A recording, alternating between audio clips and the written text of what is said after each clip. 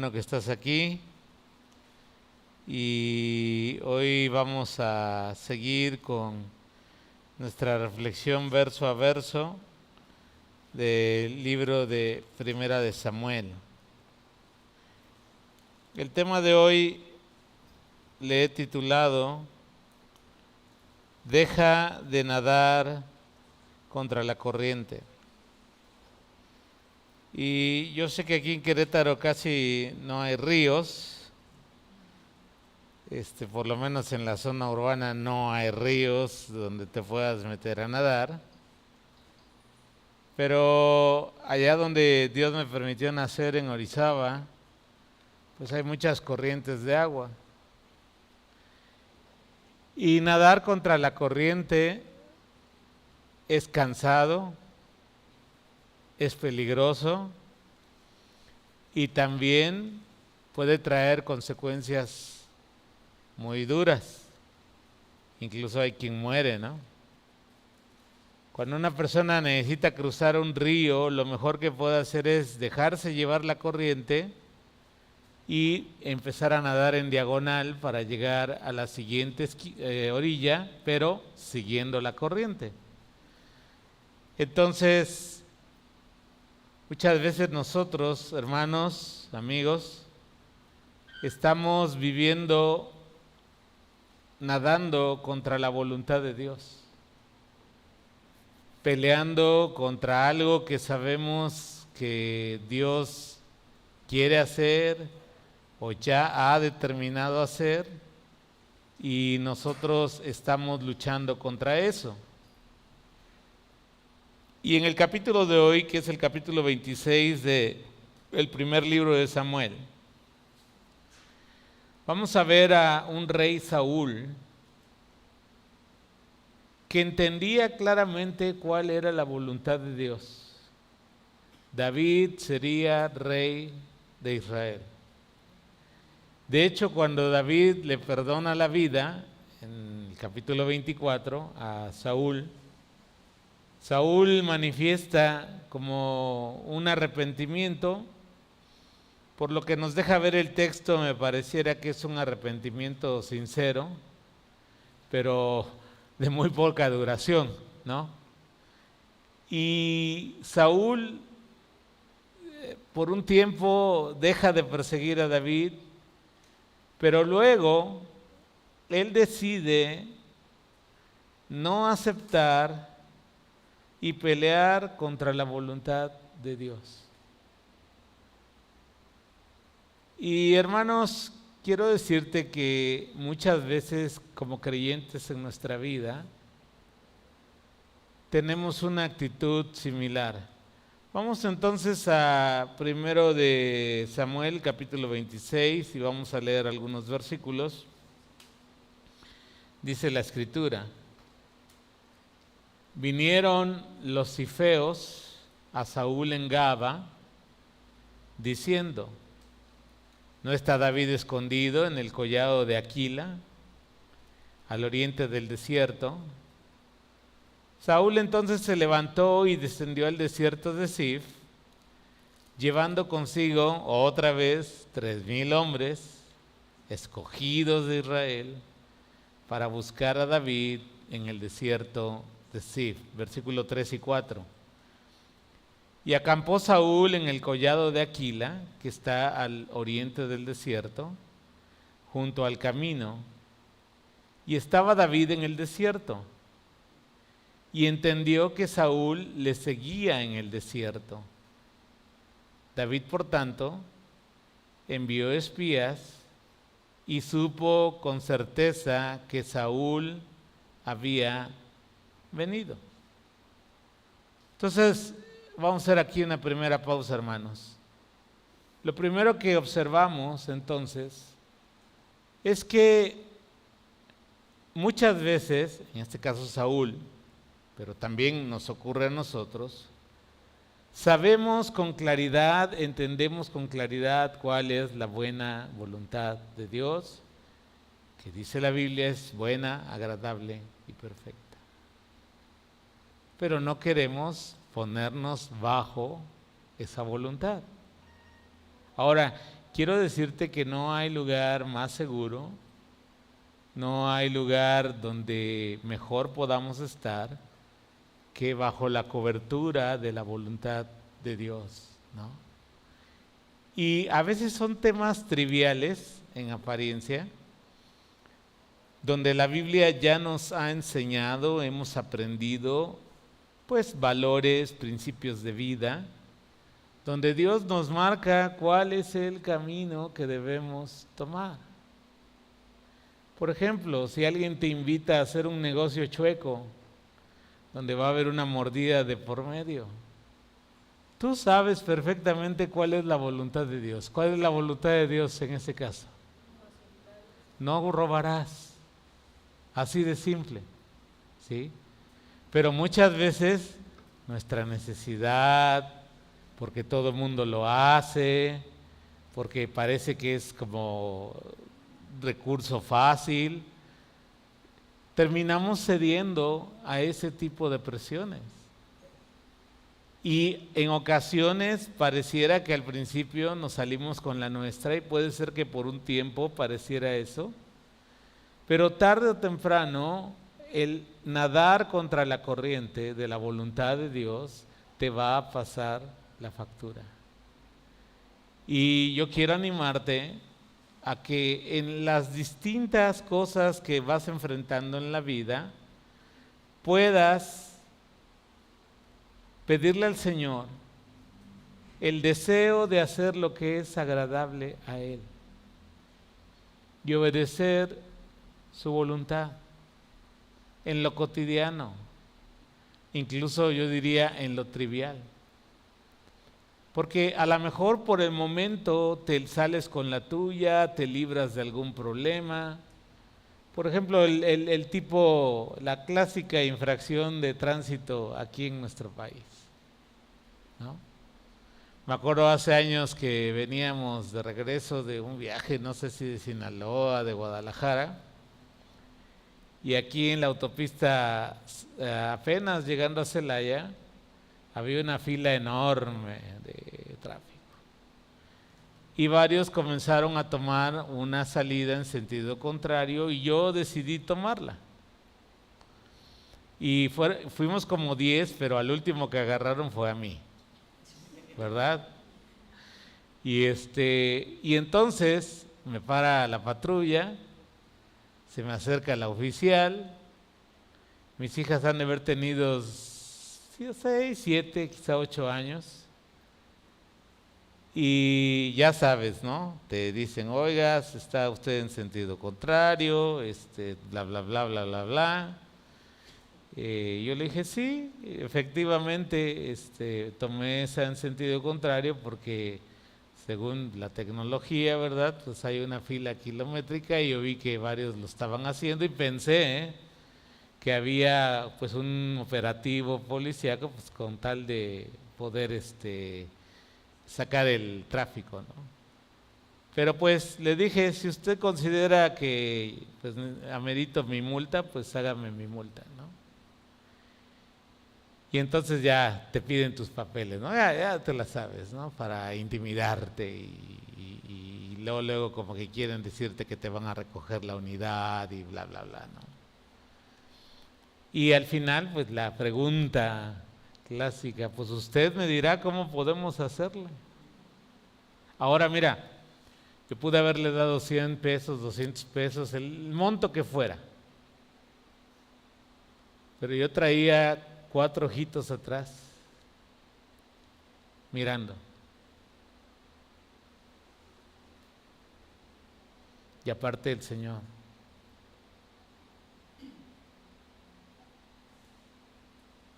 Y entonces le dije a la mujer, no, hágame la multa. Le va a salir más caro, no importa, hágame la multa. Y en eso les entró una llamada y me dijo, bueno, tenga más cuidado para la próxima, se puede ir, y me dio mis papeles y ya me vine, ¿no? Pero hermanos, uno sabe en la gran mayoría de situaciones lo que uno tiene que hacer. Sin embargo, la verdad, a veces se hace uno el loco y uno comete el error de navegar contra la corriente. Porque Dios va a bendecir la obediencia,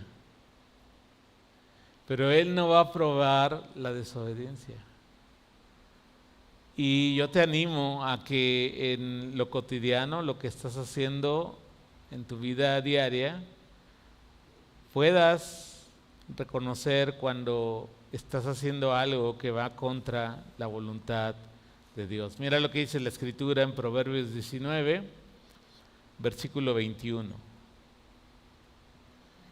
Puedes hacer todos los planes que quieras, pero el propósito del Señor prevalecerá. Y es bueno buscar la guía de Dios para los planes que estás haciendo. Señor, este negocio, Señor, este trabajo, Señor, este novio, Señor, esta novia, Señor, guíame. Y Él ha prometido guiarnos. Y lo hace mayoritariamente con la palabra, porque a veces quisiéramos que siempre apareciera un varón macedonio, ¿no? O sea, como algo sobrenatural. No, mira, cuando uno lee las Escrituras, lee Proverbios, lee las epístolas de Pablo o del Nuevo Testamento, lee las enseñanzas de Jesús, ahí ya está plasmada la voluntad de Dios para nosotros. Y vamos a encontrar entonces que es una necedad el querer nadar contra la corriente. Mira lo que dice Primera de Juan 2:15. No amen este mundo ni las cosas que les ofrece, porque cuando aman al mundo no tienen el amor del Padre en ustedes. Está duro, ¿eh? Si amas al mundo no tienes el amor del Padre. Vamos a parafrasearlo, no eres creyente. Versículo 16. Pues el mundo solo ofrece un intenso deseo por el placer físico, un deseo insaciable por todo lo que vemos y el orgullo de nuestros logros y posesiones. Nada de eso proviene del Padre, sino que viene del mundo. Versículo 17. Y este mundo se acaba junto con todo lo que la gente tanto desea. Pero el que hace lo que a Dios le agrada, vivirá por siempre. Ahora, no es que Juan esté hablando de una salvación por obras, pero él está hablando de ese deseo que el Espíritu Santo pone en el corazón del creyente para hacer las cosas, para pensar en las cosas que son agradables a Él. David dice en el Salmo 19, sean gratos los dichos de mi boca y la meditación de mi corazón delante de ti, oh Señor. Y la verdad es que si tuviéramos una pantalla aquí, ¿verdad? Y pudiera la gente leer nuestros pensamientos, saldríamos muy avergonzados muchas veces, ¿no? Porque nos daríamos cuenta de que a veces nuestros pensamientos son bien chafas, ¿no? Están horribles. A veces contra mi prójimo, a veces contra alguien cercano, a veces contra las circunstancias que estoy viviendo, incluso contra Dios, ¿no? Así que hermanos, primer punto, deja de pelear contra la voluntad de Dios. Y aprende la obediencia gozosa al Señor. Ahora, si no te nace, es un buen motivo de oración. Decirle, Señor, yo te conozco, sé que tú eres bueno, entiendo lo que me pides en tu voluntad, me lo has revelado en tu palabra. Pon en mí el querer como el hacer por tu buena voluntad. Y que comience yo a desear esas cosas buenas, porque lo que dijo Juan es la verdad. estamos dominados por lo que vemos, por lo que sentimos y por las posesiones materiales. Y si te fijas, la vida del 99.9% de los seres humanos gira en torno a eso. Ahora, no es que Dios diga no trabajes, sea un folgazán, no. Pero cuando tú tienes el enfoque correcto, en todas esas cosas vas a incluir a Dios y vas a buscar hacer lo que es agradable a Él. Amén. Versículo 5 de 1 de Samuel 26. Y se levantó David y vino al sitio donde Saúl había acampado. Y miró David el lugar donde dormían Saúl y Abner, hijo de Ner, general de su ejército. Y estaba Saúl durmiendo en el campamento, y el pueblo estaba acampando en derredor de él. Entonces dijo David a Ahimelech Eteo y a Abisaí, hijo de Sarbia, hermano de Joab: ¿quién descenderá conmigo a Saúl en el campamento? Y dijo Abisaí: yo descenderé contigo. David pues y Abisaí fueron de noche al ejército. Y he aquí que Saúl estaba tendido durmiendo en el campamento, y su lanza clavada en tierra a su cabecera. Y Abner y el ejército estaban tendidos alrededor de él. Entonces, una gran idea que tuvo Abisaí, versículo 8. Y dijo Abisaí a David: hoy ha entregado Dios a tu enemigo en tu mano. Ahora pues, ahora fíjate bien cómo cambia la circunstancia. Déjame a mí, ¿no? Dice Abisaí, que le hiera con la lanza y lo clavaré en la tierra de un golpe y no le daré un segundo golpe. Porque Abisaí sabía que en la cueva David había cortado el manto del rey Saúl, pero no se había atrevido, no por miedo a Saúl, sino por temor al Señor, a él tomar la vida del ungido del Señor. Y ahora aquí Abisaí dice: bueno, tú no quieres hacerlo, aquí está tu servilleta, y yo me encargo de ensartarlo ahí en la tierra, y ya así tú no tienes como la responsabilidad directa. Y en ocasiones, hermanos, eso hacemos. A lo mejor para no sentirnos tan culpables, o que nosotros fuimos los que tomamos venganza cuando tuvimos oportunidad contra alguien, tomar revancha. A lo mejor movemos circunstancias y decimos: bueno, pues así ocurrió. Pero Dios conoce las intenciones del corazón. Y la pregunta aquí para nosotros es: ¿qué hacer cuando tienes la oportunidad de vengarte? De tomar revancha de alguien que te ha hecho daño, de alguien que a lo mejor pues le guardas ahí un rencorcito en tu corazón. Y probablemente sí hizo algo malo, injusto, que te perjudicó en tu vida. Pero Dios quiere que nosotros aprendamos que nada de lo que ha ocurrido se ha salido de su control.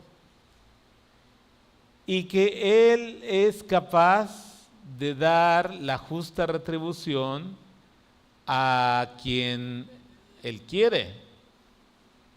Porque muchas veces nosotros quizá en nuestro dolor, en nuestro enojo por la injusticia de la que hemos sido objetos, queremos nosotros tomar venganza. Pero la enseñanza en el Nuevo Testamento es muy clara: no tomes venganza por tu propia mano. Dios no quiere eso. Y tenemos el ejemplo de nuestro Señor Jesús. Quiero que ahí en pantalla mires 1 de Pedro, capítulo 2, versículos 19 al 20. Y dice la Escritura, pues Dios se complace en ustedes cuando hacen lo que saben que es correcto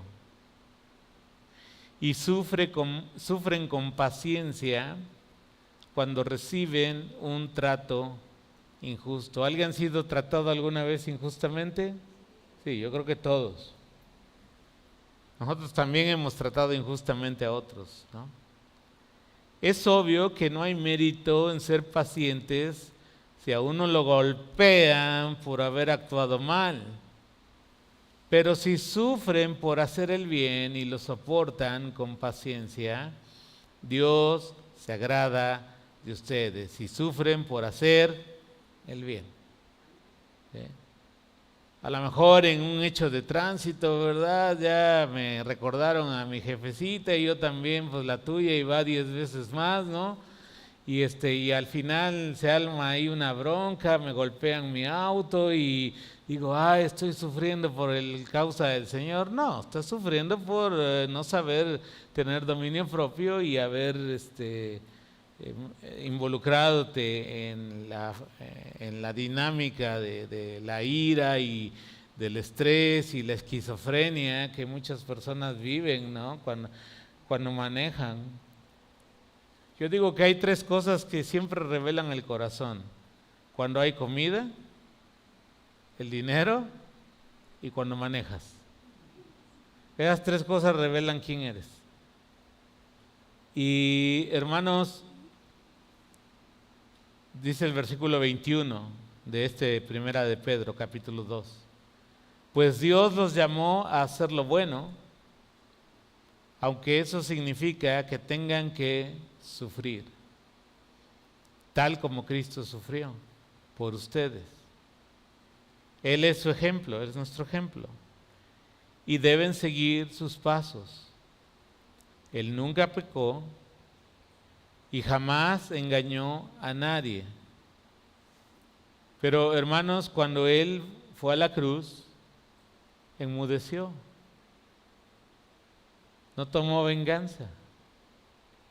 Hay un hermoso himno que aprendí en mi juventud que decía: coronaron con espinas a Jesús mi Salvador, y el coro de ese himno decía: podía llamar miles de ángeles,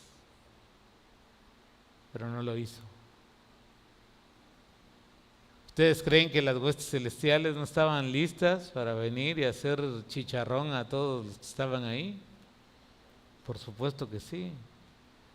Cuando le gritaban: baja de la cruz si eres el Hijo de Dios, Él pudo haberlo hecho. Pero Dios tenía un propósito en su muerte. Así que hermanos, confiemos en Dios. ¿Cuesta trabajo? Sí. Pero es un asunto de decir: Dios va a hacer en su momento lo que tenga que hacer. Ahora, como creyente puedes usar el sistema legal que existe para distintos abusos, ya sea en la parte civil, en la parte penal. Pero lamentablemente nuestro país no es un país de leyes, es un país de corrupción. Y entonces, casi en todo proceso penal o civil, siempre está involucrada la corrupción. Y ahí es donde tú ya no debes meterte. Me acuerdo que una vez le decía yo a una hermana: oye, ¿por qué no te dedicas a lo tuyo? Y dice: ay, Miguel, dice, si me meto a litigar, tengo que mentir. Porque así está nuestro sistema. Pero en la medida en que puedas, sin quebrantar lo que Dios dice en su palabra, tú podrías hacer uso de las leyes civiles, penales, para alguna cuestión injusta. Pero siempre con esta perspectiva: Dios es quien toma la venganza. Ahorita lo vamos a ver tantito más adelante. 1 Samuel 26:9 dice lo siguiente: y David respondió a Abisai: no le mates, Porque ¿quién extenderá su mano contra el ungido de Jehová y será inocente? Dijo además David, vive Jehová, que si Jehová no lo hiriere, o su día llegue para que muera, o descendiendo en batalla perezca, guárdeme Jehová de extender mi mano contra el ungido de Jehová. Pero ahora toma la lanza que está a su cabecera y la vasija de agua, y vámonos. Se llevó pues David la lanza y la vasija de agua en la cabecera de Saúl, y se fueron. Y no hubo nadie que viese, ni entendiese, ni velase. Fíjate esto que nos narra el cronista aquí de Samuel. Pues todos dormían, porque un profundo sueño enviado de Jehová había caído sobre de ellos. Y aquí, digamos, mirando esta parte de la historia desde la perspectiva del Nuevo Testamento, tenemos que recordar que Dios es el juez. Y Dios es quien toma venganza a los suyos, para los suyos. Nadie se puede burlar de Dios. Mira, cuando Dios decide juzgar a alguien, no hay poder humano, no hay situación humana, no hay lugar en la tierra donde puedas esconderte del juicio de Dios. Acuérdense de Jonás. Él dijo, pues me voy a ir hasta España, ¿no? Porque allá era Tarsis, ¿no? Para huir O sea, a pesar de que Jonás creía en Dios, yo no sé si había olvidado de la omnipresencia de Dios, ¿no? Y entonces Jonás dice, me voy ya.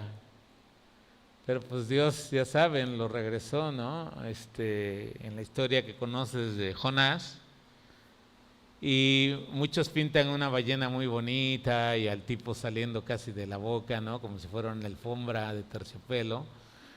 Pero no, yo pienso que Jonás salió muy lastimado de su piel por los jugos gástricos del pez, ¿no? Y cuando él fue a predicar a Nínive, porque ahora sí fue, entendió que nadar contra la corriente fue muy peligroso. Yo creo que llevaba marcas, llagas, cicatrices de ese proceso, ¿no? Entonces, hermanos, Dios va a vengar a los suyos sí o sí, en esta vida y en la venidera. Mira lo que dice Romanos 12:19. Queridos amigos, nunca tomen venganza. ¿Cuándo no hay que tomar venganza? Dilo fuerte. Nunca. Dejen que se encargue la justa ira de Dios. Pues dicen las Escrituras, yo tomaré venganza, yo les pagaré lo que se merecen, dice el Señor. Versículo 20 de Romanos 12. En cambio, si tus enemigos tienen hambre, ¿qué hay que hacer? Darles de comer. Si tienen sed, darles de beber. Al hacer esto, amontonarás carbones encendidos de vergüenza sobre su cabeza. Ascuas de fuego, dice Reina Valera. Fíjate que aquí lo traducen así, pero yo lo que entiendo en el texto es que eso todavía contribuye al juicio de Dios. Que el fuego en varias ocasiones en la Biblia es señal de juicio. De hecho, hay un pasaje que de repente casi siempre lo veo malinterpretado, creo que es en Marcos, cuando dice que el Espíritu Santo bautizará en fuego. Y la mayoría de corte pentecostal va a decir, es que es el fuego del Espíritu, pero si tú analizas la gramática y analizas el significado del pasaje, en realidad está hablando de juicio. Entonces, hermanos, ahí luego se hacen su chamba exegética, ¿no? Y su estudio bíblico, pero Yo cuando estudié Marcos hace tiempo y también estuve enseñando verso a verso hace años Marcos, llegué a esa conclusión, que ese fuego es juicio de Dios. No dejen que el mal los venza, más bien venzan el mal haciendo el bien. Amén.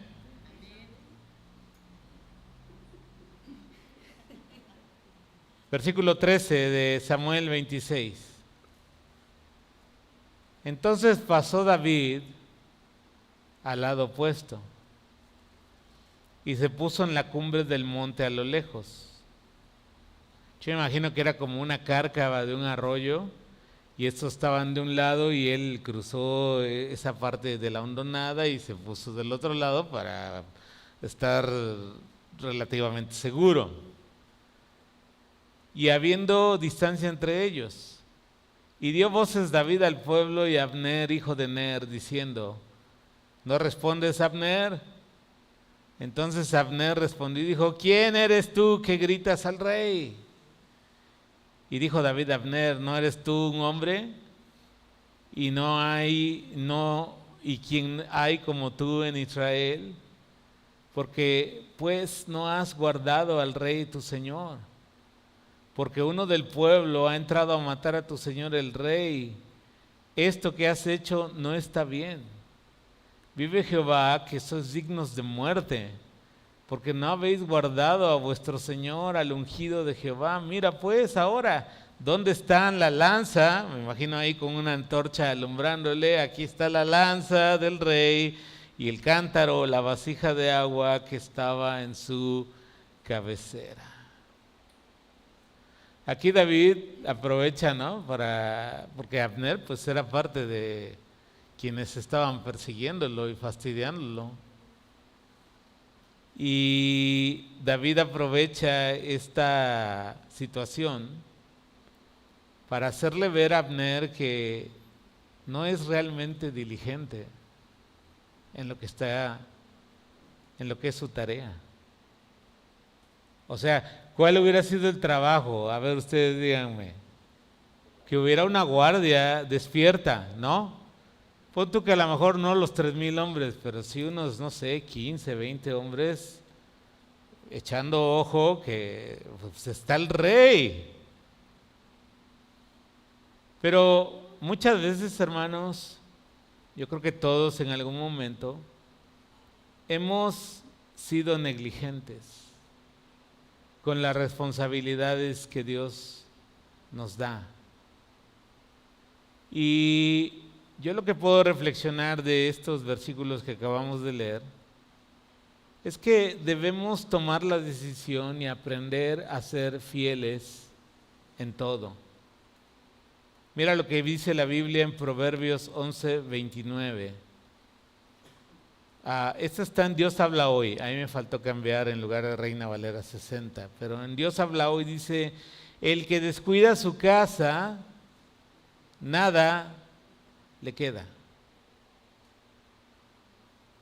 El necio siempre será esclavo del sabio.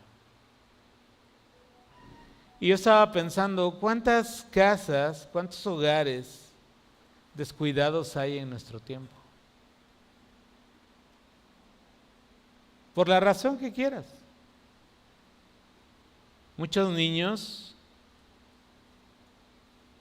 crecen solos o mucho tiempo solos, educados por las redes sociales. ¿Te imaginas lo que ven? ¿Lo que escuchan? En mis tiempos, o en nuestros tiempos de algunos que más o menos ahí se dan conmigo en la edad, pues esos no eran peligros, ¿no? A lo mejor los peligros eran travesuras, cosas que por ahí a lo mejor... No, ahora hay otros peligros que dañan sus mentes, ¿no? Por ejemplo, niños que todavía no terminan la primaria y están pensando abusar sexualmente de otros compañeros o compañeras. Digo, ¿qué miran en casa? ¿En dónde lo aprendieron? Y muchas veces, al no tener nuestras prioridades bien puestas en orden, lo que hacemos es esto, descuidar nuestra casa. Y siempre nos llenamos la boca diciendo que nuestro hogar y nuestros hijos es lo más valioso que tenemos. Pero honestamente muchas veces el bienestar económico supera ese valor que supuestamente nosotros decimos tener por nuestros hijos, por nuestro cónyuge y por nuestra familia. Y entonces nuestras prioridades están todas tergiversadas y descuidamos nuestra casa. Nos dormimos como Abner, ¿no? Y muchas veces ya reaccionamos cuando tenemos el problema encima. Como se los he dicho en otras ocasiones, ¿no? Muchos padres les da codera invertir en sus hijos, en su educación, en su formación espiritual. Oh, qué caro es un campamento porque vale 1,800, 1,900 pesos, ¿no? Te gastas eso y más en las plataformas de streaming, en tu tiempo aire del celular, en el reloj o la ropa de marca que traes, o sea, pero justo el problema es ese, ¿no? La negligencia de no tener claro cuál debe ser como mi escala de prioridades, ¿no? Si es Dios, si es mi cónyuge, mis hijos, la provisión del hogar. O sea, ¿cuántos, por ejemplo, hogares padecen una estrechez económica a veces muy fuerte porque son negligentes en la forma, a veces en la que trabajan y en otras ocasiones en la que gastan los recursos que Dios les da? Y están padeciendo. Como decimos coloquialmente, no saben amarrarse la tripa. Llega una fiesta, ¿verdad? Y, o sea, la fiesta más barata que te imagines, 4 o 5 mil pesos.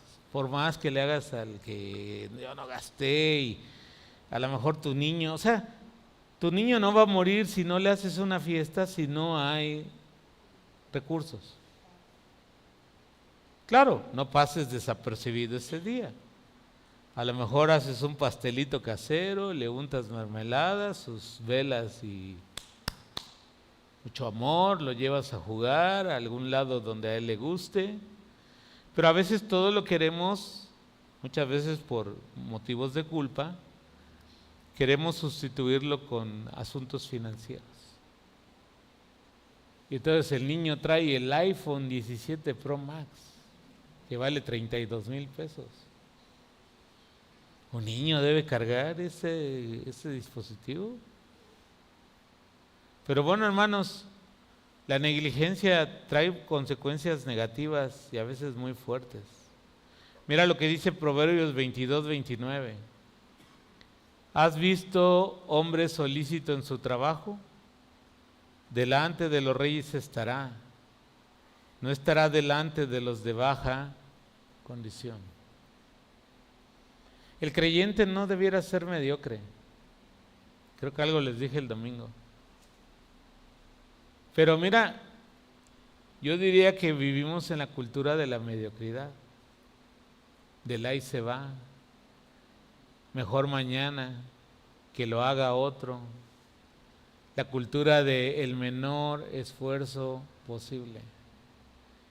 Y cuando yo a veces tengo esas actitudes, me acuerdo cuando Dios llamó a varios de sus siervos y, por ejemplo, en Jueces 2, 3 veces dice varón esforzado y valiente. Así que, hermanos, sé solícito en tu trabajo. Me acuerdo una vez una persona que me dijo: pastor, yo hago muchas cosas, pero a todas llego tarde. Mejor haz una y hazla bien.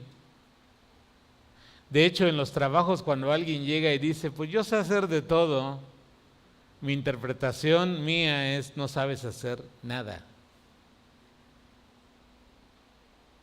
Especialízate en algo, capacítate, prepárate. Ahora hay tantos recursos en línea. Aprende a usar un software, aprende a usar una máquina, aprende un oficio. Deja de estar a la expectativa de que alguien de las dádivas gubernamentales te dé dinero, o o que en el trabajo piensas que mereces más, pues si no produces, si no eres solícito, llegas tarde, te vas temprano, haces como que trabajas porque hacen como que te pagan desde tu perspectiva, eso no te va a llevar a ningún lado. Versículo 17 de 1 de Samuel. Y conociendo Saúl la voz de David, dijo: ¿no es esta tu voz, hijo mío David? Y David respondió: mi voz es, Rey, Señor mío. Y dijo: ¿por qué me persigue así mi señor a su siervo? Y le vuelve a decir algo similar a lo que ya le dijo en el capítulo 24. ¿Qué he hecho? ¿Qué mal hay en mi mano? Ruego pues que el rey mi señor oiga ahora las palabras de su siervo. Si Jehová te incita contra mí, acepte él la ofrenda. Mas si fueren hijos de hombres, malditos sean ellos en presencia de Jehová, porque me han arrojado hoy para que no tenga parte en la heredad de Jehová, diciendo: ve y sirve a dioses ajenos. No caiga pues ahora mi sangre en tierra delante de Jehová, porque ha salido el rey de Israel a buscar una pulga, así como quien persigue una perdiz por los montes. Entonces dijo Saúl: he pecado, vuélvete, hijo mío David, que ningún mal te haré más, porque mi vida ha sido estimada preciosa hoy a tus ojos. He aquí yo he hecho neciamente y he errado en gran manera. Y David respondió y dijo: he aquí la lanza del rey. Pase acá uno de sus criados y tómela. Y Jehová pague a cada uno su justicia y su lealtad, pues Jehová te había entregado hoy en mi mano, mas yo no quise extender mi mano contra el ungido de Jehová. Y he aquí como tu vida ha sido muy estimada, preciosa hoy a mis ojos, así sea mi vida a los ojos de Jehová, y me libre de toda aflicción. Y Saúl dijo a David: bendito eres tú, hijo mío David. Sin duda emprenderás tú grandes cosas y prevalecerás. Entonces David se fue por su camino y Saúl se volvió a su lugar. Hermanos, es interesante, ¿no? Yo creo que un gran problema que tenemos todos los seres humanos es que nos dejamos llevar por nuestras emociones. Y entonces, al dejarnos llevar por nuestras emociones, las emociones son como una montaña rusa. A veces están arriba, a veces están planas, a veces están abajo, ¿no? Y guiarse por las emociones no es un patrón confiable para guiarse. Por ejemplo, cuando una pareja tiene un conflicto, una pelea, ¿no? Y las emociones están a todo vapor y parecen dos ollas express, ¿no? Ahí el uno y el otro. ¿Qué pasa? Le levantas la perillita a la olla express cuando está con todo, te va a explotar en la cara. ¿Qué hay que dejar que pase? Que se enfríe. O sea, han vivido peleando los últimos 10 años y creen que todos calientes y hirviendo ahí van a resolver en un momento su problema, ¿no? Dejen que las emociones se enfríen, tomen su lugar. Porque muchas veces decimos: ahora mismo lo vamos a resolver. No lo han resuelto toda su vida y dicen que ahora mismo lo van a resolver. No te dejes llevar por la ira. Saúl se dejó llevar por sus emociones, en especial por la ira. Fíjate cómo Dios puso las cosas. Pero Dios estaba probando también el carácter y la lealtad de David. La misma lanza que usó Saúl para tratar de anclar en la pared a David, era la misma lanza que pudo haber sido utilizada para clavar la cabeza de Saúl en la tierra. Y cualquiera diría, eso es justo, es juicio de Dios, ¿no? Hasta con cierta ironía, Dios usando la misma lanza para, en lugar de matar a su nuevo ungido, matar al que él ya había desechado. Pero observen el corazón de David, un corazón leal. Después por ahí, y esa es la maravilla del texto bíblico que vamos a ver en 2 de Samuel, ¿no? No fue leal a Urías, el esposo de Betsabé, y ese episodio en su vida marcó su decadencia. Pero mira lo que dice la palabra en Santiago 1, versículo 20. El enojo humano no produce la rectitud que Dios desea. Así que quiten de su vida todo lo malo y lo sucio y acepten con humildad la palabra que Dios les ha sembrado en el corazón, porque tiene el poder para salvar su alma. Así que, hermanos, creo que de una manera breve hemos podido mirar que nadar contra la corriente es cansado, es peligroso y tiene consecuencias muchas veces muy duras. Y tú sabes en qué estás peleando contra Dios, en su voluntad. A veces nos hacemos como que no entendemos, pero sí entendemos. Dios está diciendo claramente esto.